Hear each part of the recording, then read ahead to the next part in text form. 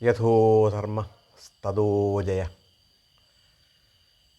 സജ്ജനങ്ങളെ, നിങ്ങൾക്കെൻ്റെ ശതകോടി പ്രണാമം. തുടർന്ന് വരുന്ന മഹാഭാരത കഥകളിൽ കഴിഞ്ഞ ഭാഗത്ത് ഞാൻ പ്രധാനമായും പറഞ്ഞു നിർത്തിയത് പാണ്ഡവ കൗരവ കുമാരന്മാർ ദ്രോണാചാര്യരിൽ നിന്ന് കിട്ടാവുന്ന പരമാവധി അസ്ത്രാഭ്യാസങ്ങൾ പഠിച്ചതിന് ശേഷം അദ്ദേഹത്തിൻ്റെ ആഗ്രഹപ്രകാരം അദ്ദേഹത്തിന് ഗുരുദക്ഷിണയായി പാഞ്ചാലദേശത്തിൻ്റെ രാജാവായ ദ്രുപദനെ പിടിച്ചുകെട്ടി അദ്ദേഹത്തിൻ്റെ മുന്നിലെത്തിക്കണം എന്ന ആഗ്രഹം സാധിച്ചു കൊടുക്കാൻ വേണ്ടി പാഞ്ചാല രാജ്യത്തെത്തുന്ന പാണ്ഡവ കൗരവന്മാരിൽ ആദ്യം കൗരവർ പാഞ്ചാലദേശ രാജാക്കന്മാരുമായി യുദ്ധം ചെയ്ത് പരാജയപ്പെട്ടു പോരുകയും ശേഷം അർജുനനും ഭീമനും മാത്രം സധൈര്യം പാഞ്ചാലദേശത്തെത്തി ആയാസരഹിതമായി തന്നെ പാഞ്ചാലനെ കീഴ്പ്പെടുത്തി ദ്രോണരുടെ മുന്നിൽ ഗുരുദക്ഷിണയായി സമർപ്പിക്കുന്നതും ദ്രോണരുടെ പരിഹാസ വചനങ്ങളെല്ലാം ക്ഷമാലുവായി ബന്ധനസ്ഥനായി കേട്ടു നിൽക്കുകയായിരുന്ന ദ്രുപദന് അവസാനം പാഞ്ചാല രാജ്യത്തിൻ്റെ പകുതി ദ്രോണൻ കൊടുത്ത് ആ രാജ്യത്തിൻ്റെ രാജാവാക്കി നിലനിർത്തുന്നതും പാഞ്ചാല രാജ്യത്തിൻ്റെ പകുതി ദ്രോണൻ തന്നെ നേരിട്ടെടുത്ത് ഭരിക്കാൻ തീരുമാനിക്കുന്നതും ഈ പാഞ്ചാല രാജനായ ദ്രുപദനെ പിടിച്ചു കെട്ടിക്കൊണ്ടുവന്നതിൻ്റെ സന്തോഷസൂചകമായി അർജുനന് ഈ ലോകത്തെ തന്നെ ഒറ്റ അസ്ത്രം കൊണ്ട് നശിപ്പിക്കാൻ പ്രാപ്തമായ ബ്രഹ്മശിരസ് എന്ന അസ്ത്രം പ്രയോഗിക്കേണ്ട വിധവും അത് പ്രയോഗിച്ചു പോയാൽ ആവശ്യമില്ലെങ്കിൽ തിരിച്ചു പിടിക്കേണ്ട വിധവും മന്ത്രങ്ങൾ സഹിതം അർജുനനെ പഠിപ്പിക്കുന്നതും അതിൻ്റെ ദക്ഷിണയായി അർജുനനെ നേരിടാൻ വരുന്ന ആരായാലും അത് ഈ ഗുരുവായ ദ്രോണാചാര്യർ ഞാൻ തന്നെ ആയാലും എന്നെ തോൽപ്പിക്കുന്നതിലേക്ക് വേണ്ടി യുദ്ധം ചെയ്യാൻ നീ തയ്യാറാകണം എന്ന് സത്യം ചെയ്ത് വാങ്ങുന്നതുമായ ഭാഗമാണ് കഴിഞ്ഞ ഭാഗത്ത് ഞാൻ പ്രധാനമായി പറഞ്ഞു നിർത്തിയത്. തുടർന്ന് അസ്ത്രാഭ്യാസങ്ങളെല്ലാം ഭംഗിയായി പഠിച്ച് പൂർത്തിയാക്കിയ പാണ്ഡവ കൗരവന്മാരിൽ ഏറ്റവും മൂത്തവനായ യുധിഷ്ഠിരനെ യുവരാജാവായി അഭിഷേകം ചെയ്യുന്നതും യുധിഷ്ഠിരനെ സംബന്ധിച്ചിടത്തോളം സത്യം, സ്ഥിരത, ക്ഷമ, സഹിഷ്ണുത, നിഷ്കളങ്കത, സ്നേഹം, ആർജവം, ദയ തുടങ്ങിയ എല്ലാ സൽഗുണങ്ങളും അടങ്ങിയ യുധിഷ്ഠിരനെ പ്രജകൾ മാത്രമല്ല പൗരപ്രമുഖരും എല്ലാ പിതാമഹന്മാരടക്കമുള്ള രാജപ്രമുഖരുമെല്ലാം വളരെ സ്നേഹത്തോടുകൂടി ആദരവോടുകൂടി കണ്ടിരുന്നു. ആ യുധിഷ്ഠിരൻ്റെ അനുയായികളായി പാണ്ഡവരിൽ ബാക്കി 4 പേരും പ്രവർത്തിക്കുകയും ചെയ്തിരുന്നു. എന്തായാലും ശക്തന്മാരായ യുവാക്കളായ പാണ്ഡവരുടെ നേതൃത്വത്തിൽ പ്രധാനമായും അർജുനൻ്റെയും ഭീമൻ്റെയും നേതൃത്വത്തിൽ പണ്ട് പാണ്ഡു മഹാരാജാവിന് സാമന്തരാക്കാൻ കഴിയാതിരുന്ന പല രാജ്യത്തിലെ പ്രഗത്ഭരായ രാജാക്കന്മാരെയും അർജുനനും ഭീമനും പോയി യുദ്ധം ചെയ്ത്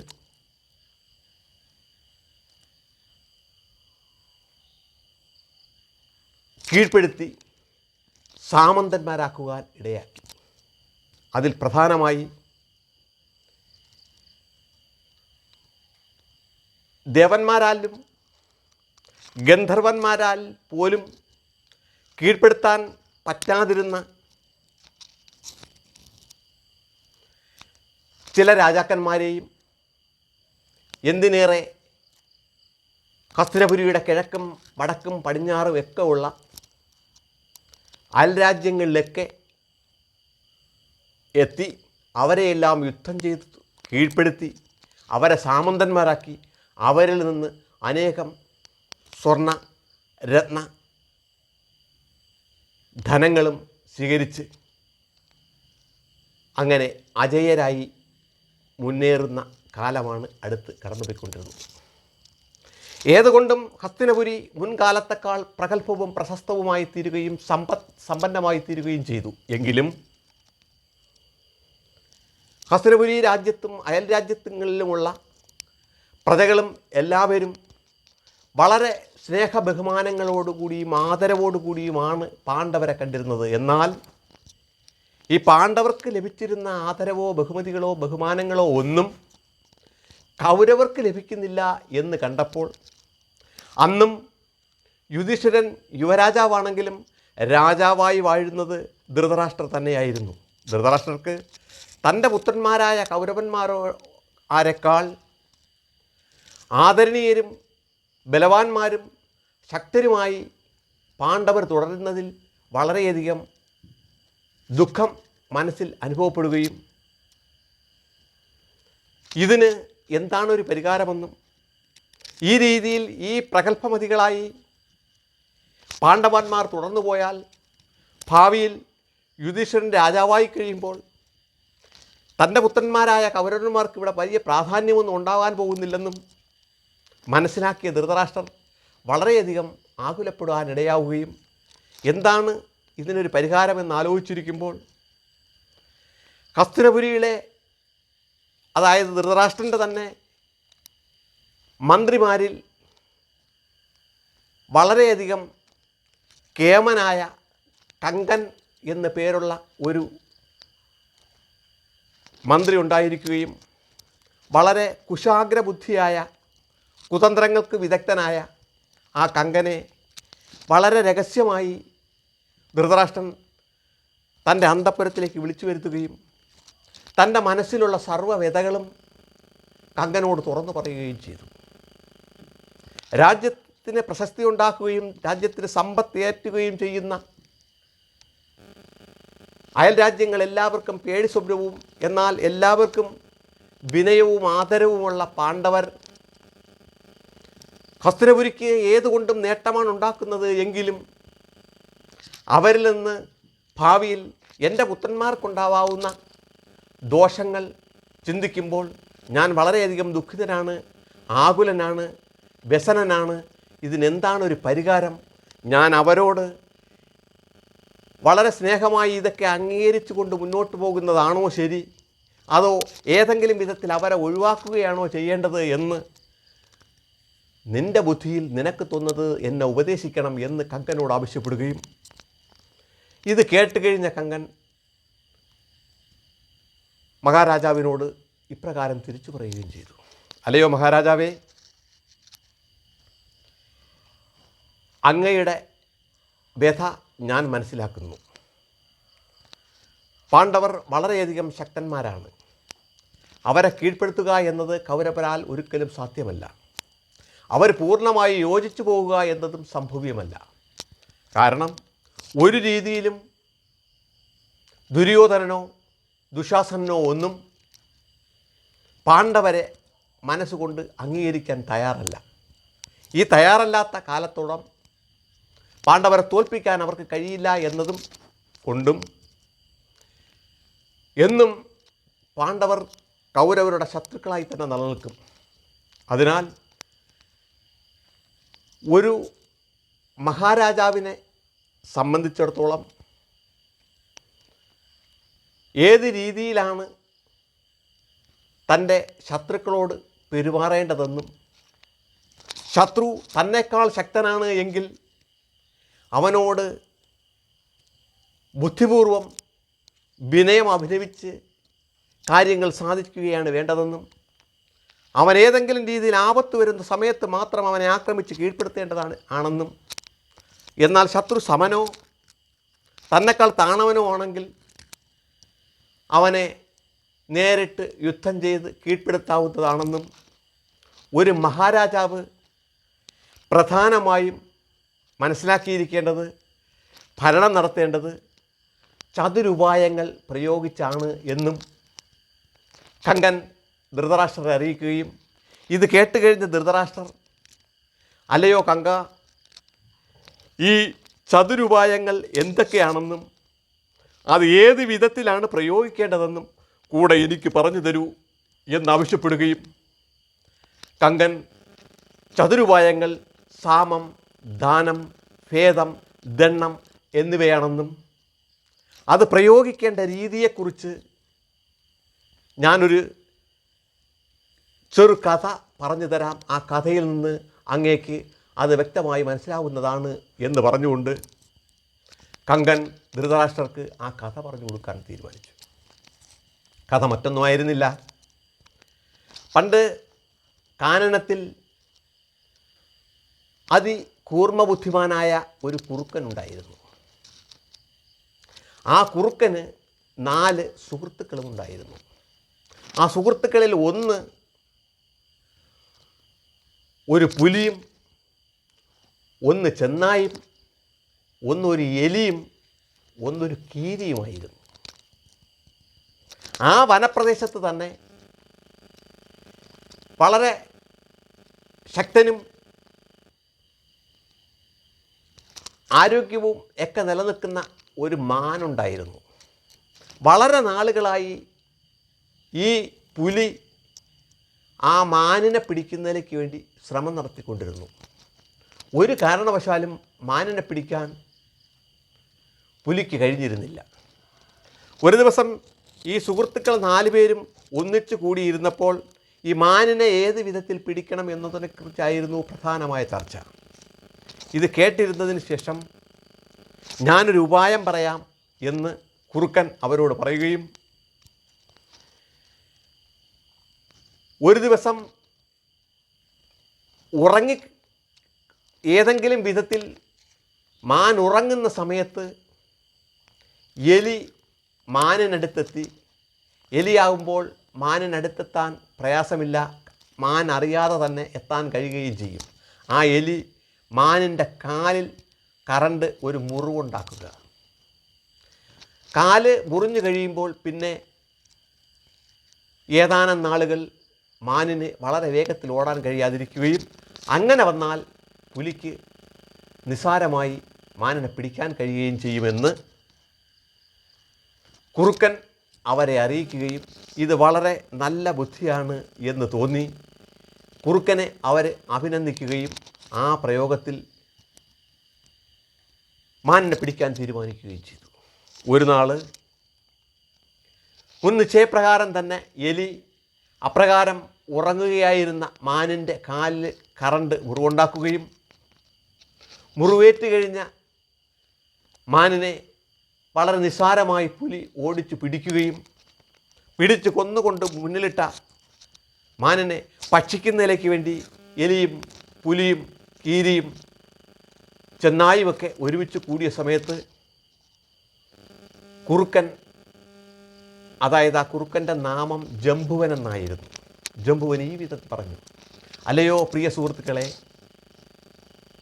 ഇന്ന് വളരെ പുണ്യമായ ഒരു ദിവസമാണ്. വളരെ ശ്രേഷ്ഠമായ ഒരു ഭക്ഷണം നമുക്ക് ലഭിക്കുകയും ചെയ്തിരിക്കുന്നു. ഈ ഭക്ഷണം കഴിക്കുന്നതിന് മുമ്പ് നമ്മളെല്ലാവരും കുളിച്ചു വന്ന് പ്രാർത്ഥിച്ചതിന് ശേഷം മാത്രം ഈ ഭക്ഷണം കഴിക്കുക. ആദ്യം നിങ്ങൾ പോയി കുളിച്ചിട്ട് വരിക, ഞാൻ ഇതിനെ കാത്തിരിക്കാം. നിങ്ങൾ എത്തിയതിന് ശേഷം ഞാൻ പോയി കുളിച്ചു വന്ന് നമുക്കൊരുമിച്ച് ഇത് ഭക്ഷിക്കാം.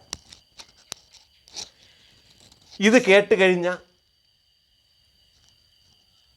എലിയും പുലിയും കീരിയും ചെന്നായും കുളിക്കുന്നതിലേക്ക് വേണ്ടി പോവുകയും കുളി കഴിഞ്ഞ് ആദ്യം അവിടെ തിരിച്ചെത്തിയത് പുലിയായിരുന്നു. പുലി അകലെ നിന്ന് വരുന്നത് കണ്ട സമയത്ത് തന്നെ കുറുക്കൻ ഇങ്ങനെ പ്രാർത്ഥനയിൽ നിരതനായിരിക്കുന്നത് പോലെ അഭിനയിക്കുകയും ആ പുലി അടുത്തെത്തിക്കഴിഞ്ഞപ്പോൾ കണ്ണ് തുറന്നപ്പോൾ കുറുക്കൻ്റെ കണ്ണിൽ നിന്ന് കണ്ണുനീരിങ്ങനെ ഒലിച്ചിറങ്ങുകയും ചെയ്തു. അല്ലയോ പ്രിയ സുഹൃത്തെ, എന്തിനാണ് അങ്ങ് കരയുന്നത് എന്ന് ചോദിച്ച പുലിയോടായി കുറുക്കൻ ഈ വിധം പറഞ്ഞു: എൻ്റെ പ്രിയ സുഹൃത്തെ, ഞാൻ ആ എലിയെക്കുറിച്ച് ഓർത്താണ് ഈ വിധം കരഞ്ഞു പോയത്. മറ്റൊന്നുമല്ല, നിങ്ങളങ്ങോട്ട് പോയതിനു ശേഷം എലി എന്നോട് പറയുകയാണ്, ഹേ, ഇവനൊരു പുലി, ഇവനാണ് കേമൻ പോലും, ഇവനാണ് മാനിനെ പിടിച്ചത് പോലും. പക്ഷേ ഇവനല്ല മാനിനെ പിടിച്ചത്, മാനിനെ പിടിക്കാൻ ഞാൻ സഹായിച്ചു. എൻ്റെ സഹായത്താൽ, എൻ്റെ കഴിവിനാലാണ് ഈ മാനിനെ പിടിക്കാൻ കഴിഞ്ഞത്. ഇവൻ പുലിയെന്ന് പറയുന്നത്, ശക്തനാണെന്ന് പറയുന്നത് വെറും വെറുതെയാണ്, അത് വെറും പ്രഹസനമാണ് എന്നൊക്കെ പുലി പറയുന്നത് കേട്ടപ്പോൾ എനിക്ക് ലജ്ഞ കൊണ്ട് തലതാഴ്ത്തിപ്പോയി. അങ്ങ് എൻ്റെ പ്രിയ സുഹൃത്താണ്, ഒരു കാരണവശാലും ഒരു എലിയുടെ സഹായത്താൽ പിടിച്ച ഈ മാംസത്തെ കഴിക്കാൻ അങ്ങ് എന്നെ പ്രേരിപ്പിക്കരുത്, അങ്ങ് എന്നെ നിർബന്ധിക്കരുത് എന്ന് അത് ഓർത്താണ് ഞാനിങ്ങനെ കരഞ്ഞിരിക്കുന്നത്. ഇത് കേട്ട് കഴിഞ്ഞ പുലിയുടെ ആത്മാഭിമാനം ഉണരുകയും, കേവലം ഒരു എലിയുടെ സഹായത്തോടു കൂടി പിടിച്ച ഈ മാനിൻ്റെ മാംസം ഇനി എന്തായാലും ഞാൻ ഭക്ഷിക്കുന്നില്ല, അവൻ്റെ എന്നല്ല മറ്റാരുടെയും സഹായമില്ലാതെ ഞാൻ എന്തിനെങ്കിലും പിടിച്ച് ഭക്ഷിച്ചോളാം, ഞാനിതാ പോകുന്നു എന്ന് പറഞ്ഞ് പുലി അവിടുന്ന് കടന്നു പോവുകയും അടുത്ത് എലി അവിടെ എത്തി. എലിയോടായി കുറുക്കൻ ഈ വിധം പറഞ്ഞു, ഹേ പ്രിയ സുഹൃത്തേ, നീ ഇവിടുന്ന് പോയതിനു ശേഷം നമ്മുടെ സുഹൃത്തായി നടക്കുന്ന ആ കീരി അത്ര ശുദ്ധനൊന്നുമല്ല, വളരെ മോശമായ രീതിയിലാണ് നിന്നെക്കുറിച്ച് സംസാരിച്ചത്. അത് എന്താണെന്ന് കേൾക്കുന്നതിലേക്കൊണ്ട് ഉൾക്കൊണ്ട കൊണ്ട് കുറുക്കൻ്റെ മുഖത്തേക്ക് നോക്കിയ എലിയോട് കുറുക്കൻ പറഞ്ഞു, പുലി കടിച്ച് പിടിച്ച ഈ മാനിൽ മാംസത്തിൽ വിഷം കലരാനിടയുണ്ട്, അത് ഒരു കാരണവശാലും കീരിയായ എനിക്ക് ഭക്ഷിക്കാൻ യോഗ്യമല്ല. നിങ്ങൾ 4 പേരുമായി ഇത് ഭക്ഷിച്ചു കൊള്ളുക, ഞാൻ തൽക്കാലം ഇന്നത്തേക്ക് ആ എലിയെ പറ്റിച്ച് അങ്ങ് കഴിഞ്ഞുകൂടാം. ഇത് കേട്ട് കഴിഞ്ഞപ്പോൾ എലി ആകെ വിറച്ചുപോയി. എന്നെ ഭക്ഷിക്കാം എന്നാണ് കീരിയുടെ ചിന്ത. കീരിക്ക് ഒരു നിമിഷമില്ല എന്നെ പിടിച്ച് ഒന്ന് ഭക്ഷിക്കാൻ. ഇത് കേട്ട ആ നിമിഷം തന്നെ എലി അവിടെ നിന്ന് ഓടിപ്പോയി. അടുത്ത് അവിടെ എത്തിയത് ചെന്നായായിരുന്നു. ചെന്നായയുടെ വരവ് കണ്ട ഉടൻ തന്നെ കുറുക്കൻ ഈ വിധം പറഞ്ഞു, അല്ലയോ പ്രിയ സുഹൃത്തെ, കാര്യങ്ങളെല്ലാം ആകെ കുഴഞ്ഞിരിക്കുകയാണ്. അതെന്താണ് എന്ന് ചോദിച്ച ചെന്നായയോട് കുറുക്കൻ പറഞ്ഞു, മറ്റൊന്നുമല്ല, പുലിക്ക് അവൻ്റെ ഒരു 3-4 സുഹൃത്തുക്കൾ വന്നിട്ടുണ്ട്. അതുകൊണ്ട് ഈ മാനിൻ്റെ മാംസം അവർക്ക് തന്നെ തികയില്ല. അതുകൊണ്ട് നിങ്ങളിതിന് മാറിത്തരണം എന്ന് അവൻ എന്നോട് ആവശ്യപ്പെട്ടു. ഞാൻ പറഞ്ഞു, എനിക്ക് കുഴപ്പമില്ല, പക്ഷേ ചെന്നായി ഒരു കാരണവശാലും അനുവദിക്കുന്നതല്ല എന്ന് ഞാൻ അവരോട് പറഞ്ഞു. ചെന്നായി അനുവദിക്കില്ല എങ്കിൽ നമ്മളൊരു 3-4 പേരുണ്ട്, ചെന്നായ എന്ത് ചെയ്യണമെന്ന് നമ്മളങ്ങ് തീരുമാനിച്ചു കൊള്ളാം എന്ന് പറഞ്ഞു. ഇത് കേട്ട് കഴിഞ്ഞ ചെന്നായി, പുലി ഒറ്റയ്ക്കാണെങ്കിൽ ഞാനും ഒരു കൈ നോക്കും, പക്ഷേ 3-4 പുലികളുണ്ടെങ്കിൽ അവരോട് പിടിച്ചു നിൽക്കാൻ എനിക്ക് കഴിയില്ല. എന്തായാലും ഈ മാംസം എനിക്ക് വേണ്ട, അവൻ തന്നെ ഭക്ഷിച്ചോട്ട്, ഞാനിതാ പോകുന്നു എന്ന് പറഞ്ഞ് ചെന്നായും അവിടെ നിന്ന് കടന്നുപോയി. ഇനി ബാക്കിയായി അവശേഷിച്ചത് കീരി മാത്രമാണ്. കീരി അവിടേക്ക് കുളിച്ചുകൊണ്ട് കടന്നു വന്നപ്പോൾ കീരിയോട് കുറുക്കൻ പറഞ്ഞു, അല്ലയോ കീരി, എൻ്റെ ബുദ്ധി കൊണ്ട് ഞാൻ മറ്റ് 3 സുഹൃത്തുക്കളെയും ഇവിടെ നിന്ന് പറഞ്ഞയച്ചിരിക്കുന്നു. ഈ മാനിൻ്റെ മാംസം ഞാൻ മാത്രം ഭക്ഷിക്കാൻ തീരുമാനിച്ചിരിക്കുന്നു. ഇനി നിനക്കിത് കൂടിയേ തീരൂ എന്ന് നിർബന്ധമാണെങ്കിൽ എന്നെ നേരിട്ട് മല്ലിട്ട് കീഴ്പ്പെടുത്തി കൊന്നതിന് ശേഷം നീ ഇത് ഭക്ഷിച്ചോളൂ. ഇത് കേട്ട് കഴിഞ്ഞ കീരി എന്തുകൊണ്ടും ഇത്രയും പ്രഗത്ഭരായ 3 പേരെയും ഓട്ടിച്ച് ഒറ്റയ്ക്ക് ഇരിക്കുന്ന ഇവനോട് ഞാൻ എങ്ങനെയാണ് മല്ലിടുന്നത്? ഇല്ലയോ സുഹൃത്തെ, നീ ഒറ്റയ്ക്ക് തന്നെ ഭക്ഷിച്ചോ, ഞാനിതാ പോകുന്നു, എനിക്ക് നിന്നെ ഇവിടെ യുദ്ധം ചെയ്യാനും വയ്യ, ഞാൻ ഇത് കഴിക്കാൻ തയ്യാറുമല്ല എന്ന് പറഞ്ഞ് കീരിയും അവിടെ നിന്ന് പോയി. ഒറ്റയ്ക്ക് ഈ മാംസം, അതായത് മാനിൻ്റെ മാംസം കുറുക്കൻ തന്നെ ഭക്ഷിക്കാനിടയായി. അങ്ങനെ ഇങ്ങനെ ഇതാണ് കുറുക്കൻ പ്രയോഗിച്ചതാണ് ചതുരുപായം. ഇപ്രകാരം കുറുക്കൻ്റെ ബുദ്ധി ഏതെല്ലാം വിധത്തിൽ പ്രയോഗിച്ചു എന്ന അത് ഇപ്പോൾ മഹാരാജാവിന് മനസ്സിലായിരിക്കും. മനസ്സിലാക്കിയ മഹാരാജാവ്, ഒരു രാജാവ് ഈ വിധത്തിൽ അവസരോചിതമായി ബുദ്ധി പ്രയോഗിക്കുകയാണെങ്കിൽ ഒരു കാരണവശാലും രാജാവ് ഒരിക്കലും പരാജയപ്പെടുന്നതല്ല. എന്തായാലും അങ്ങ് ഒരു കാര്യം മനസ്സിലാക്കുക, അതിശ്രേഷ്ഠന്മാരായ ബലവാന്മാരാണ് അർജുനനും ഭീമനും. അവർ നിലനിൽക്കും കാലം അത്രയും പാണ്ഡവരെ തോൽപ്പിക്കുക എന്നത് ഒരു കാരണവശാലും സാധ്യമല്ല. ഒരു കാലിൽ തറച്ച മുള്ള് പൂർണ്ണമായും ഊരിയെടുക്കാൻ കഴിയാതിരിക്കുന്ന ഒരു വ്യക്തിക്ക് അല്പമെങ്കിലും മുറിഞ്ഞിരുന്നാൽ അനങ്ങുന്ന സമയത്തെല്ലാം രക്തം പൊടിയുന്നത് പോലെ എന്നും ഭീഷണിയുടെ മുൾമുനയിൽ മാത്രമേ ഈ കൊട്ടാരത്തിൽ തന്നെ പാണ്ഡവർ അധിവസിക്കുമ്പോൾ അങ്ങേക്കും അങ്ങയുടെ പുത്രന്മാർക്കും കഴിയാൻ കഴിയൂ എന്ന വസ്തുത അങ്ങ് മനസ്സിലാക്കിയിരിക്കുക. ഇനി അങ്ങയുടെ ബുദ്ധിക്ക് നിരക്കുന്നതായ രീതിയിൽ ഏത് വിധേനയും അങ്ങേക്ക് പ്രവർത്തിക്കാം എന്ന് കങ്കൻ പറയുകയും അങ്ങ് ബുദ്ധിപരമായി എൻ്റെ ഈ വാക്കുകൾ ശ്രവിച്ച് അങ്ങ് പ്രവർത്തിക്കുക എന്ന് പറഞ്ഞ് കങ്കൻ അവിടെ നിന്ന് കടന്നു പോവുകയും ചെയ്തു. ഇതെല്ലാം കേട്ട് കഴിഞ്ഞപ്പോൾ ഇത് കേട്ട് കഴിഞ്ഞ മഹാരാജാവ് കാര്യങ്ങൾ കങ്കൻ പറഞ്ഞതെല്ലാം വ്യക്തമായി എങ്കിലും ഏത് വിധത്തിലാണ് അടുത്ത നിലപാടുകൾ എടുക്കേണ്ടത് എന്ന് അങ്ങനെ ചിന്തിച്ച് ഇരിക്കുകയായിരുന്നു. പ്രിയ സജ്ജനങ്ങളെ, ധൃതരാഷ്ട്രരുടെ തുടർന്നുള്ള പ്രവൃത്തികളും തുടർ കഥാഭാഗങ്ങളും അടുത്ത ഭാഗങ്ങളിൽ പ്രതിപാദിക്കാം. തൽക്കാലം നിർത്തട്ടെ. ലോകാ സമസ്ത സുഖിനോ ഭവന്തു.